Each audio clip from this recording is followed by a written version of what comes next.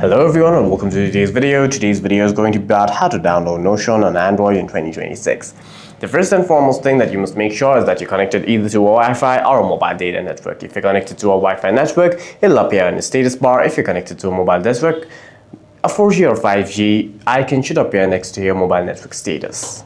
After that, you can head over to settings to make sure that your Android version is at least Android 8.0. For that, head over to About Phone, hit Software Information, and then check your Android version. This phone is running Android version number 16, so we're good to go. Next, we're going to be opening Play Store by heading over to the app drawer. Tap on Play Store, tap on Search, and then in the search bar, search for Notion. Hit Go or Enter on your keyboard, and then hit Install right next to Notion. Make sure that you're logged into your Google account on your Google Play Store before trying to download any app, or else you'll be prompted to log in which you'll have to enter your credentials for your Google account, and then you'll be able to download any app. For any further questions, please feel free to leave a comment down below.